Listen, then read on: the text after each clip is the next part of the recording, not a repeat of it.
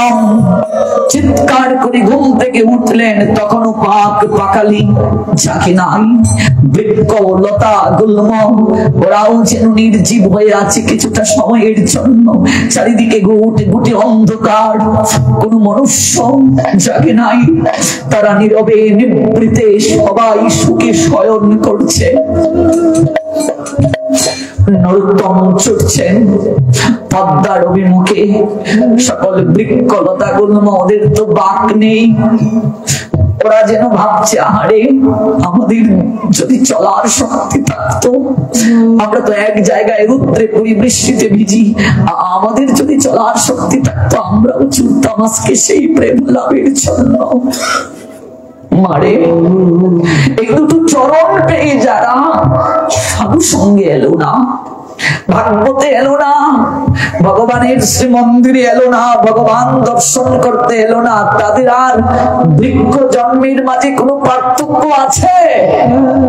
এই দুটো চরণ পেয়ে যারা চরণের সদ্ব্যবহার করলো না, তাদের আর পঙ্গুর মাঝে কি পার্থক্য আছে রে মা? আমরা কতজন আছি এই চরণের সদ্ব্যবহার করি না? এই চরণ পেয়ে একটা দিনও মন্দিরে এসে ভগবানের কাছে যে একটু বসবো এই সময়টা নাই।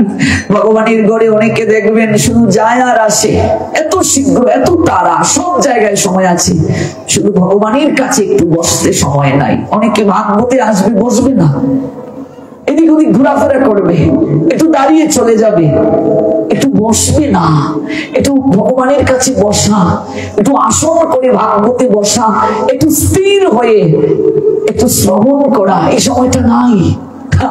মহাজন হাসেন, ওরে বুঝবে সেদিন, বুঝবে এমন একদিন সময় আসবে কিছুই করার সেদিন থাকবে না, থাকবে না। নরোত্তম ছুটলেন, পদ্মার তীরে গিয়ে বলছেন, ওগো পদ্মা, কতকাল ধরে তুমি এই প্রেম সঞ্চয় করে রেখেছ, আমায় তুমি অবিস্মৃত করো, প্রেম দান করো। এই বলে নরোত্তম পদ্মায় ছাপ দিলেন। গায়ের বরণটা ছিল নরোত্তমের কালো, ডুব দেওয়ার সঙ্গে সঙ্গে দেখছেন গৌর বরণ এক কিশোর যেন নরোত্তমকে প্রেম আলিঙ্গন করলো। আলিঙ্গনের সঙ্গে সঙ্গে নরোত্তমের গায়ের বরণ কালো ছিল, ফর্সা হয়ে গেলেন। পদ্মা থেকে উঠে প্রেমে বিগলিত হয়ে নরোত্তম দুটো বাহু তুলে হরিবল হরিবল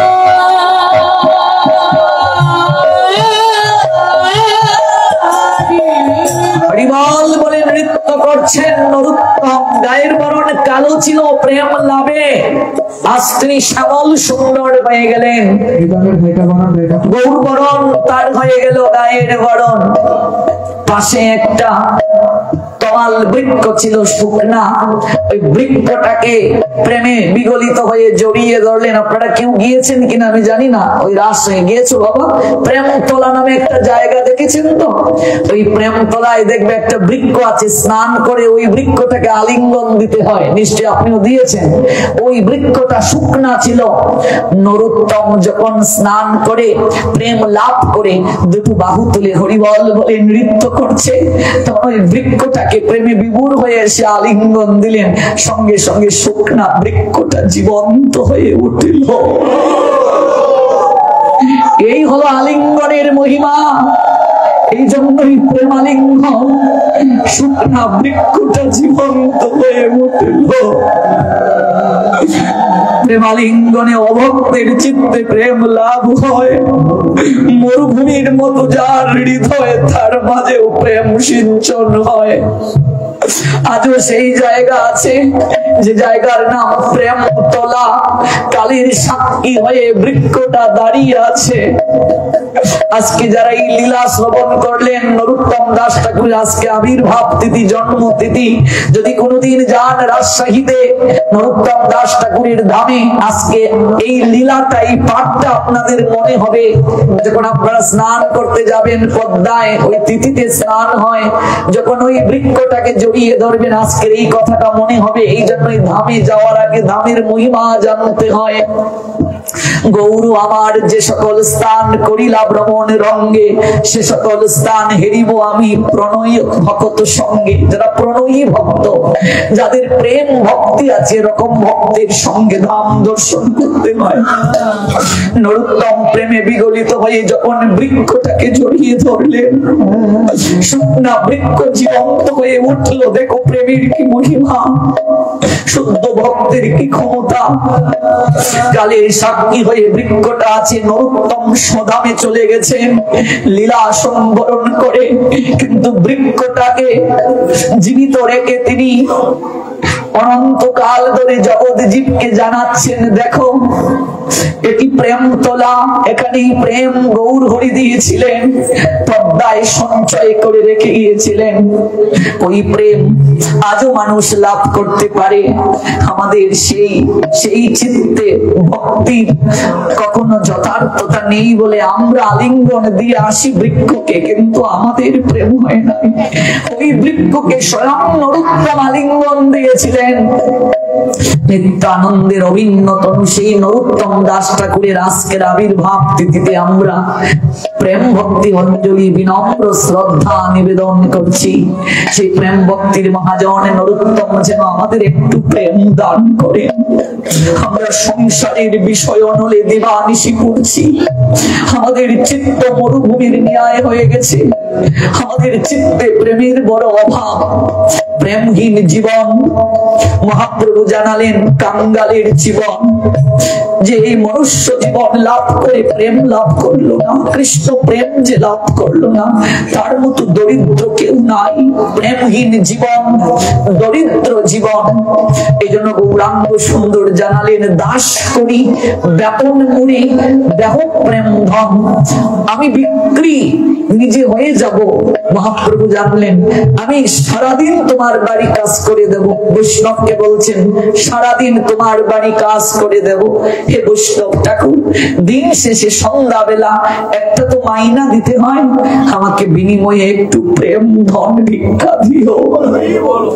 এমন প্রাণের ঠাকুর গুড়া ভগবান, এ তো করুণার নিলয়, আর কোন যুগে আসেননি বাবা। সারাদিন তোমার বাড়ি আমি কাজ করব, দিন শেষে তো একটা মাইনা দিতে হয় কাজের লোককে। মহাপ্রভু সাধুকে বলছেন, বৈষ্ণবকে বলছেন, আমি সব কাজ করে দেব, আমায় একটু প্রেম দান করো। কৃষ্ণ প্রেম একাকি আমার নাহি পায় বল, হরিনাম সংকীর্তনে তুমি কৃপা করি শ্রদ্ধা বিন্দু দিয়া দেহ কৃষ্ণ নাম ধনে। কৃষ্ণ সে তোমার, কৃষ্ণ দিতে পারো, সে শক্তি তোমারও আছে। আমি তো কাঙ্গাল, কৃষ্ণ কৃষ্ণ বলে ধাই তব পাছে পাছে। তাই আমি পিছনে পিছনে যাচ্ছি, ওই প্রেম ভক্তির বিনাশ নাই। এটি প্রাপ্তি মনুষ্য জীবনের উদ্দেশ্য। তাই আজ রাধারমন দাস বাবাজি সেবককে বলছেন, ওরে ওই কুকুরটাকে তাড়িয়ে দিস না, ওর পূর্বজন্মে অনেক ভক্তি ছিল রে। কোন বৈষ্ণব চরণে হয়তো অপরাধ করার কারণে ও কুকুর কুলে জন্ম নিয়েছে, কিন্তু তার ভক্তিটা নষ্ট হয়ে নাই। নরোত্তম দাস ঠাকুর জানালেন, হরিস্থানে অপরাধে তারে হরি নাম। আপনি নরোত্তমের পদ ছাড়া কখনো পারবেন বৈষ্ণব জগতে চলতে? নরোত্তম ছাড়া বৈষ্ণব সমাজ চল, বৈষ্ণব জগৎ চল। প্রেম ভক্তি চন্দ্রিকা যারা প্রতিদিন পাঠ করে, আমি জানি না আপনাদের গৃহে আছে কিনা, যদি না থাকে গ্রন্থটা কিনবেন। প্রেম ভক্তি চন্দ্রিকা, এটা যে পাঠ করবে তার প্রেম লাভ হবেই হবে, হবেই হবে, হবেই হবে। দৃঢ় কণ্ঠে নরোত্তম দাস ঠাকুর জানিয়ে গেলেন। আপনি বুঝেন না, পড়তে থাকুন। হিন্দি নয়, সংস্কৃত নয়, বাংলায় লেখা। আপনি পড়ুন, পড়ার ছন্দে পড়তে থাকুন। বুঝতে পারেন না, দরকার নেই বুঝার, পড়তে থাকুন। পড়তে পড়তে দেখবেন স্বয়ং গৌর হরি আপনার হৃদয়ে প্রকাশ হয়ে বুঝিয়ে দিচ্ছেন। কিন্তু পড়তে হবে। প্রেম ভক্তি চন্দ্রিকা, চন্দ্রিকা মানে চাঁদ। চন্দ্রিকা যখন গগনে উদিত হয়, কত স্নিগ্ধতা, কত কিরণ দিয়ে আমাদেরকে সুশীতল করে। প্রেম ভক্তি চন্দ্রিকা নরোত্তম দাস ঠাকুরের অভিনব আমাদের জন্য উপহার। একটু পড়বেন, খুবই প্রয়োজন। নরোত্তম দাস ঠাকুর জানালেন, হরির চরণে যদি কেউ অপরাধ করে, একটা মার্জনা আছে, মার্জনা পাবে। হরি নাম করতে করতে একদিন তার মার্জনা হয়ে যাবে। কিন্তু সাধু চরণে যদি কেউ অপরাধ করে, বৈষ্ণব চরণে যদি অপরাধ করে, এটা মার্জনা নাই। তোমার স্থানে অপরাধী নাহি কয়েরাম, গোবিন্দ কহিল মম বৈষ্ণব পুরাণ, বৈষ্ণব হৃদয়ে সদাময়ী করি বিশ্রাম। বৈষ্ণব তথা সাধু সেবা কলিহত সংসারী জীবের একমাত্র ভজন, আর কোন ভজন নাই। স্ত্রী সঙ্গীর বিগ্রহ ভজন যথাযথ হয় না। সর্বপ্রথম তার একটাই সেবা, একটাই সাধনা, সাধু সেবা, বৈষ্ণব সেবা। ছাড়িয়া বৈষ্ণব সেবা নিস্তার পেয়েছে কেবা। সাধু সেবাই শ্রেষ্ঠ সংসারী মানুষের জন্য। সাধু যে গৃহে থাকবেন সেই গৃহের মঙ্গল হবেই হবে। সাধু যদি কাউকে প্রাণ বলে আশীর্বাদ দিয়ে যান, তার সকল দুঃখ নিবৃত্ত হবে। মহৎ চাইলে কিনা হয়। যদি আপনার ভাগ্যে নাও থাকে, যথার্থ কোন সাধু যদি ভগবানের কাছে আপনার হয়ে আবেদন দেন, আপনার ভাগ্যে নেই, ভগবান সঙ্গে সঙ্গে আপনার ভাগ্য রেখা পরিবর্তন করে দেবেন। আপনার ভাগ্যে ছিল না, ভাগ্য রেখা পরিবর্তন হয়ে যাবে সাধুর আবেদনে। এজন্য ভক্তিবিনোদ ঠাকুর লিখলেন, বৈষ্ণবের আবেদনে কৃষ্ণ দয়াময়, বৈষ্ণব আবেদনে কৃষ্ণ হন সদয়। বৈষ্ণবের আবেদনে কৃষ্ণ সদয় হন। চাকরি ক্ষেত্রে কেউ যদি আপনার নামে সুপারিশ করে, যার অধীনে চাকরি করবেন, তার সঙ্গে যদি ওই লোকটার ভালো সম্পর্ক থাকে, আপনি আবেদন করেছেন, আপনার হয়ে সুপারিশ করেছে, একটু বেশি প্রাধান্য পাবেন কিনা? এটাও তাই। ভগবানের সঙ্গে যার লিঙ্ক সবচেয়ে বেশি, সম্বন্ধটা যার সবচেয়ে বেশি, তার কথাই তো ভগবান বেশি নজর দেবেন, বেশি শুনবেন। যদি আমার তার সঙ্গে লিঙ্ক থাকে, আপনার থাকে, তাহলে আপনি যদি আমার হয়ে আবেদন দেন, আমার মতো দুর্ভাগার জন্য আবেদন দেন, আপনার কথা শুনতে বাধ্য ভগবান। সাধুগণ সতত ভগবানের চিন্তায় থাকেন, ভগবানের চিন্তাই তাদের মুখ্য, ভগবানের সেবাই তাদের একমাত্র উদ্দেশ্য, ভগবানকে সন্তুষ্ট করাই তাদের একমাত্র কার্য, আর কোনো কার্য নাই। তাহলে যার সঙ্গে ভগবানের সম্বন্ধ বেশি, সম্পর্ক বেশি, সে যদি ভগবানকে আবেদন জানায়, ভগবান তার কথা শুনতে বাধ্য। বৈষ্ণবের আবেদনে কৃষ্ণ দয়াময়, বৈষ্ণব আবেদনে কৃষ্ণ হন সদয়। এই জন্য সাধু কৃপা লাভ জীবনে বড় প্রয়োজন। ভগবানের সেবা বিচার আছে, বিশ্লেষণ আছে, অনেক কিছু আছে। যতটা না ভগবানের সেবা করি ভগবানের কৃপা সহজে পাওয়া যায়, তার থেকে অধিক সহজে সাধুর সেবা করে ভগবানের কৃপা লাভ করা যায়। ভাগবতে বহুবিধ দৃষ্টান্ত আছে। ভগবান তার থেকে ভক্তকে সদা উপরের স্তরে, উপরের আসনে আসীন করে দিয়েছেন। এই জন্য দেখবেন গীতাতে ভগবান অনেক কথা বলতে গিয়ে বলতে পারেন নাই। নিজের কথা নিজে কি করে বলবেন? নিজের ডাক যদি এসে কেউ নিজে পেটাতে থাকে, আমি এই করেছি, আমি সেই করেছি, তাহলে মানুষ কি বলবে? একটু অন্যভাবে দেখবে না তাকে? ভগবান ভাবছেন, আমি যে এত করুণাময়, আমি যে প্রেমময়, আমি যদি আমার কথা বারবার বলতে থাকি, মানুষ এটা কিভাবে নেবে? তাই গীতায় অনেক কথা ভগবান বলতে গিয়েও বলতে পারেন নাই, চেপে গিয়েছেন। তাই ভাগবতে গিয়ে তিনি সুখদেবের মাধ্যমে ওই সকল কথা জগৎকে জানালেন। দেখো আমি কত করুণাময়, আমি কত প্রেমময়, আমার কৃপাটা কেমন দেখো, আমার করুণা কেমন দেখো। ভাগবত থেকে আমরা জানতে পারি, ভাগবত মূলত ভক্তের লীলা। ভক্ত কি করে ভগবানকে ভালোবেসেছে, সকল লীলাতেই দেখবেন ভক্ত কিভাবে ভগবানকে ভালোবেসেছে, এই সকল লীলা ভাগবতে আছে। যে লীলাগুলো শ্রবণ করলে আমাদের চিত্তেও অনুপ্রেরণা প্রেষণা জাগবে, কি করে আমরা ভগবানকে ভালোবাসবো। গ্রন্থরাজ ভাগবত প্রতিদিন অন্তত একটু হলে পড়া দরকার। গীতার একটা অধ্যায়, সংস্কৃত পারেন না, বাংলা অনুবাদ পড়ুন। ভুল হচ্ছে, হোক ভুল, একদিন না একদিন তিনি কৃপা করে দিবেন সংশোধন করে। বাচ্চা কথা বলতে শিখছে, ভালো করে বলতে পারে না, মামাকে বলছে তাত্তা, আপনি কষ্ট পান না? আপনি হেসে হেসে বলেন বাবা তাত্তা নয়, বলো মামা, আমি তোমার মামা। 5 জনকে ডাকেনি, দেখে যা আমার ভাগ্নে আমায় কি করে মামা ডাকছে, মামা ডাকছে। আপনি যখন ভগবানকে ডাকবেন, ভুল হচ্ছে, ভুলেই বলছেন আপনি, সংস্কৃত ভুল বলছেন, ভগবান তখন বলবেন দেখো দেখো আমার সন্তান আমায় ডাকছে, ডাক শিখছে, পারছে না। ভগবান বলছেন দধামি বুদ্ধি আগম, আমি তাকে বুদ্ধি যোগদান করবো, আমি তাকে শিখিয়ে দেবো। কিন্তু আমরা পড়তে চাই না। বুকে হাত দিয়ে বলুন কজন আছি প্রতিদিন একটা অধ্যায় পড়ি, সংস্কৃত পারি না, বাংলাটাই পড়ি। যারা নিরক্ষর তারা অন্তত গীতাটা বুকে নেবে, স্নান করে। পড়তে পারো না, গীতাটা বুকে নাও, আর বলো মরার পরে বুকের মাঝে গীতা দেবে, তখন তো আমার দেখে প্রাণ থাকবে না। তাই জীবিত অবস্থায় হে জননী, হে ভক্তি জননী, তোমায় একটু বুকে ধারণ করলাম, যেন অন্তিম কালে তোমার কুলে আমার স্থান হয়। আর কিচ্ছু বলা লাগবে না। আপনার কথা ভগবান বুঝেন, সব ভাষা ভগবান বুঝেন, সংস্কৃত বুঝেন, বাংলা বুঝেন। পৃথিবীর এমন কোন ভাষা নাই যে ভগবান বুঝেন না, তিনি অন্তর্যামী। আপনাকে যে সংস্কৃতেই বলতে হবে এমন নয়, আপনি আপনার মনের প্রেম আর ভক্তি মাখিয়ে বলেন, যা ইচ্ছে বলেন ভগবানের কাছে, তাতেই সন্তুষ্ট তিনি। আমরা বলতে চাই না। প্রেমিক প্রেমিকাকে কত সুন্দর করে কথা বলে, কত কথা প্রেমে পড়লে কবি হয়ে যায় মানুষ, যা বলার নয় তাও সুন্দর করে সাজিয়ে বলে।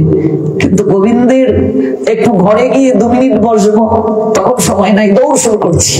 কারণ কি, সম্বন্ধ হয় নাই তার সঙ্গে। মীরাবাইয়ের সম্বন্ধ হয়েছিল গিরিধারীর সঙ্গে, এই জন্য যখন তিনি গিয়ে পুজোর আসনে বসেন, ঘন্টার ঘন্টা চলে যায়, দরজা খোলা হচ্ছে না। কত নিনিয়ে বিনিয়ে গান শোনাচ্ছেন মীরাবাই। ননদী উদাবাই ডাকছে তার ভাইকে, দেখে যা দেখে যা দেখে যা দাদা, তোর বউ সন্দেহ করেছিলাম, আমার কথা তো শুনলে না, আমি বৌদিদিকে দেখতে পারি না, তুই বললে এই দেখ কেমন করে গান শোনাচ্ছে। পরপুরুষ ভেতরে নিয়ে নিশ্চয়ই ঢুকেছে, নতুবা গাখাকে গান শোনাবি, পাথরের বিগ্রহকে কেউ গান শোনে নাকি রে? দেখ কি করে তার সাথে কথা বলে। দরজা ভাঙ, আমি শিওর ভেতরে কেউ আছে। দরজা ভাঙা হলো, ভেতরে কেউ নাই। মীরাবাই গিরিধারীর চরণ ধরে কাঁদছে, আর মীরাবাই গিরিধারীকে কত সুন্দর করে কথা শোনাচ্ছে, গান শোনাচ্ছে। কেন? তার সময় যায় না, আরো যেন চাই, সময় আরো চাই। কিন্তু আমার এমন হয় কেন? কারণ আমি সম্বন্ধ করতে পারি নাই, সম্পর্কটা আমার হয় নাই গোপীনাথের সঙ্গে। সম্পর্ক করিয়া ভজে কৃষ্ণ তারে নাহিতে যে, বাকি সব মরে অকারণ। আপনি আর কিছু পারেন নাই, সব ব্যবসায়ী মানুষ, অন্তত যাওয়ার সময় একটু গোপীনাথকে এসে এইভাবে প্রণাম না, এইভাবে না, লম্বা হয়ে একটা প্রণাম দিয়ে গিয়ে ব্যবসায় বসুন। আর কিচ্ছু পারেন না, প্রতিদিন গোপীনাথকে একটা প্রণাম দিয়ে ব্যবসায় যান। অন্তত এই প্রণামের কৃপায় শেষের দিনটা আপনার সহজ হয়ে যাবে, সরল হয়ে যাবে। অন্তত প্রণামটা দিয়ে যান। ভগবান 3টা শ্লোকে গীতায় বলছেন, কিন্তু প্রণাম যেন এইভাবে না হয়, এইভাবে না হয়। প্রণামের সুযোগ আছে, যে জায়গায় মাথা নত করা দরকার সেখানে আমরা নত করি না। আপনি রাস্তায় কাউকে প্রণাম দেওয়ার পরিবেশ নাই, আপনি হাত জোর করেন, সেটা অন্য কথা। কিন্তু এখানে পরিবেশ আছে, মাথা কেন আমি নত করব না? যদি হতে পারো নিচু, তবে পাবে কিছু, নিচু না হলে কিছু পাওয়া যায় না। আজকে এসে আমরা গৌর গোবিন্দকে প্রণাম দিতে লজ্জা পাই। এত ভিআইপি আমরা, ভগবানকে এইভাবে এসে প্রণাম দেই, একটু মাথাটা নত হয় না? ওরে যে তোকে সংসার দিল, শরীর দিল, দুটো চোখ দিল, কর্ণ দিল, নাসিকা দিল, অঙ্গ প্রত্যঙ্গ দিল, কিচ্ছু নিয়ে আসিসনি তুই। লজ্জা নিবারণের কাপড় নিয়ে আসিসনি। ল্যাংটা হয়ে এসেছিলে, ল্যাংটা হয়ে যাবে, সবকিছু তার কৃপায় পেলে, তাকে প্রণাম দিতে মাথা নত হয় না রে, এটা তোর দুর্ভাগ্য। প্রকাশানন্দ সরস্বতী জানালেন যে সবাই গৌরাঙ্গ প্রেমের ঢেউ শরীরে লাগালো, গৌরাঙ্গ প্রেম রস সবার গায়ে লাগলো, আমার লাগলো না। মহাজন প্রশ্ন করলেন কেন গো?